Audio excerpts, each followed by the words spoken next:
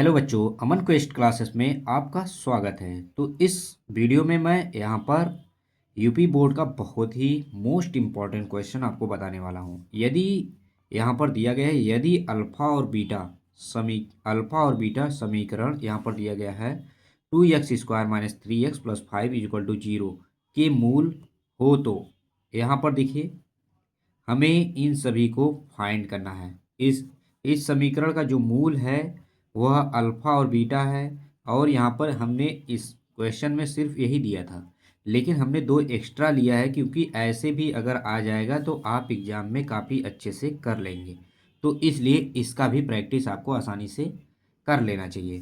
तो चलिए यहाँ पर स्टार्ट करते हैं। तो सबसे पहले हम समीकरण लिखेंगे, उसके बाद ही कुछ करेंगे। तो यहाँ पर 2x² minus 3x plus 5 is equal to 0। तो यहाँ पर हमने समीकरण लिख दिया जिसका मूल क्या है, अल्फ़ा और बीटा है। तो यहाँ पर अल्फ़ा बीटा मूल हैं, तो यहाँ पर हम कैसे सॉल्व करेंगे। तो सबसे पहले आपको पता है कि यहाँ पर ax² plus B X plus C equal to क्या होता है, 0 होता है। इस बात को समझो। अब यहाँ पर अल्फ़ा प्लस बीटा क्या है, मूलों का योग है। मूलों का क्या है, योग है। तो यहाँ पर क्या हो जाएगा, माइनस बी बाई ए हो जाएगा। अब यहाँ पर अल्फा इंटू बीटा क्या है, माइनस सी बाई देखिए प्लस सी बाई ए होता है। ठीक है, यहाँ पर कुछ लोग यही कन्फ्यूजन करते हैं, कभी भूल जाते हैं। तो इस तरह से आप कन्फ्यूज मत होइएगा, यहाँ पर प्लस सी बाई ए होगा। तो अब यहाँ पर इस इक्वेशन के हिसाब से यहाँ पर क्या होगा, तो यहाँ पर अल्फा प्लस बीटा मूलों का योग यहाँ पर आगे आप लिख दोगे। तो यहाँ पर क्या होगा, माइनस बी की जगह पे क्या है, माइनस पहले बाहर कर लो, यहाँ पे -3 है और बी बाई ए है, तो बाटे 2 आ जाएगा हमारा। ठीक है, तो alpha plus beta is equal to 3/2 आ गया। यहाँ पर एक आ गया। अब दूसरा चलते हैं। अब यहाँ पर alpha into beta equal to क्या होता है, सी बाई ए होता है। तो यहाँ पर सी कौन है हमारा, 5 है, और ए हमारा 2 है, तो 5/2 हो जाएगा। यहाँ पर हो गया। अब यहाँ पर इसके बाद हमारा यहाँ पर अल्फ़ा प्लस बीटा आ गया है, यहाँ पर अल्फ़ा प्लस बीटा आ गया है, और यहाँ पर अल्फ़ा इंटू बीटा आ गया है। तो इसके बाद हमारा क्या होगा, यहाँ पर ए देखेंगे। तो चलिए अब यहाँ पर देखिए हमें फाइंड क्या करना है, ए वाला find, अल्फ़ा² into beta plus बीटा² into alpha. तो इसे हमें फाइंड करना है। तो यहाँ पर हम इसे लिखेंगे अल्फ़ा² बीटा प्लस बीटा² अल्फ़ा। तो इसमें हम करेंगे क्या, तो सबसे पहले आप देखिए यहाँ पर हम लोग अल्फ़ा बीटा दोनों में हैं, तो अल्फ़ा बीटा कॉमन ले लेते हैं। ठीक है, तो अब देखिए यहाँ पर एक अल्फ़ा से एक अल्फ़ा कट गया, एक अल्फ़ा हमारा बच जाएगा। ठीक है, अब यहाँ पर बीटा है हमारा जो, तो यहाँ पर बीटा क्या होगा, कट जाएगा। तो यहाँ पर एक बीटा यहाँ पर बच जाएगा। देखिए बीटा से बीटा कट गया, एक अल्फ़ा से अल्फ़ा कट गया, बीटा बच गया। अब देखिए हमें alpha into beta alpha plus beta का मान चाहिए। तो यहाँ पर हमें पता है कि अल्फ़ा इंटू बीटा का मान, अल्फ़ा इंटू बीटा का मान 5/2 है, अल्फ़ा प्लस बीटा का मान 3/2 है। तो यहाँ पर 5/2 रखेंगे, यहाँ अल्फ़ा जहाँ प्लस बीटा है वहाँ पर 3/2 रख देंगे, 3/2। अब ये हमारा आंसर क्या आ जाएगा, 15/4 आ जाएगा। ये हमारा आंसर हो जाएगा। अब यहाँ पर हमारा नेक्स्ट क्या है, तो यहाँ पर ए वाला हम देखेंगे कि हमारा नेक्स्ट क्या है।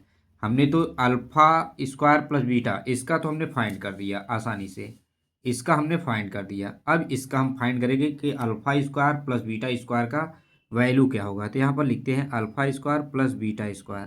यहाँ पर तो इस फॉर्म में नहीं है कि alpha plus beta alpha into beta, इस फॉर्म में ही हमें कन्वर्ट करना है, क्योंकि हमें वैल्यू जो पता होता है इसी फॉर्म में हमें पता होता है, क्योंकि मूलों का योग और मूलों का गुणनखंड ही हमें पता होता है। तो जब हम उसमें इस समीकरण को कन्वर्ट कर देंगे, इस फार्मूले से चेंज कर देंगे अपने इस इक्वेशन को, तो यहाँ पर देखिए हम लोग इसे कैसे चेंज कर सकते हैं। आपको पता है कि अल्फ़ा प्लस बीटा का होल स्क्वायर होता है। ठीक है, होल स्क्वायर होगा तो अल्फ़ा² plus बीटा² plus 2 alpha into beta आएगा। तो यही 2 अल्फ़ा प्लस बीटा नहीं आना चाहिए। तो हम क्या करेंगे ऐसा कि हमारा अल्फ़ा² प्लस बीटा² के इक्वल है।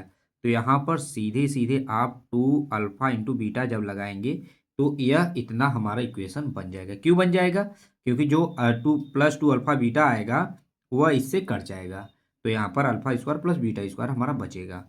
तो यहाँ पर चलिए, अब यहाँ पर alpha square plus beta square is equal to क्या होगा। अब यहाँ पर हमें पता है अल्फ़ा प्लस बीटा का मान कितना है, यहाँ पर 3/2 है, यहाँ पर 3/2 रखेंगे, होल स्क्वायर हो जाएगा। अब यहाँ पर देखिए अल्फ़ा इंटू बीटा हमें दिया है 5/2, तो यहाँ पर 5/2 रखेंगे। ठीक है, 2 से 2 क्या होगा, कैंसिल हो जाएगा। अब यहाँ पर 3/2 मतलब 9/4 आ जाएगा और -5 आ जाएगा हमारा। हो गया कि नहीं। अब यहाँ पर क्या हो जाएगा, अब इसका मल्टीप्लाई इसमें होगा, 5 चौक 20 और 20 में से यहाँ पर 9 9 माइनस 20/4। अब हमारा आंसर कितना बचेगा, -11/4 हमारा आंसर आ जाएगा। यहाँ पर alpha square plus beta square की वैल्यू। क्या आपको इतना समझ में आ गया कि नहीं। यहाँ पर alpha square plus beta square की वैल्यू कितना आ गया, -11/4 आ गया। तो अब इसके बाद हमारा क्या है कि यहाँ पर एक और दिया गया है, बहुत ही इंपॉर्टेंट है। देखो इस तरह से आप 2-3 कर लोगे ना, तो अगर इस तरह का कोई भी सवाल आएगा कन्फर्म है कि आप आसानी से कर लोगे। तो इसलिए मैं एक्स्ट्रा बता दे रहा हूँ कि जिससे आप लोग कर लो। तो यहाँ पर alpha square minus beta square की वैल्यू हमें फाइंड करनी है। तो यहाँ पर लिखेंगे alpha square minus beta square. ये तो सबको पता है कि हम अगर यहाँ पर alpha square minus beta square अगर दिया गया है तो एक कोष्ट में अल्फ़ा प्लस बीटा लिख सकते हैं और दूसरे कोष्ट में अल्फ़ा माइनस बीटा लिख सकते हैं। क्या इतना हो सकता है, लेकिन हमें अल्फ़ा प्लस बीटा की वैल्यू तो पता है, लेकिन अल्फ़ा माइनस बीटा की वैल्यू नहीं पता है। तो इसके लिए हम लोग क्या करेंगे, तो यहाँ पर एक और तरीका हम लोग लगाएंगे कि हम यहाँ पर alpha minus beta equal to को ढूंढने की कोशिश करेंगे कि हम वैल्यू क्या रख सकते हैं। तो हमें देखिए अल्फ़ा प्लस बीटा अवश्य ही रखना है। अगर मैं सपोज करता हूँ कि यहाँ पर अल्फ़ा प्लस बीटा का होल स्क्वायर कर दूँ, ठीक है, अगर अल्फ़ा प्लस बीटा का होल स्क्वायर कर दूँ तो यहाँ पर देखिए, यहाँ पर अल्फ़ा प्लस बीटा का होल स्क्वायर तो कर दूंगा मैं, लेकिन यहाँ पर क्या आ जाएगा, 2 अल्फ़ा प्लस बीटा आ जाएगा। लेकिन हमें चाहिए क्या, अल्फ़ा माइनस बीटा। तो यहाँ पर मैं कर देता हूँ, यहाँ पर देखिए हमें माइनस में चाहिए, तो यहाँ पर अल्फ़ा इंटू बीटा कर देता हूँ, इंटू बीटा। तो क्या हमें यहाँ पर क्या मिल जाएगा, हमें अल्फ़ा माइनस बीटा का होल वर्ग मिलेगा। अभी भी हमें अल्फ़ा माइनस बीटा नहीं मिलेगा, तो यहाँ पर इसके लिए हम रूट लगा देंगे।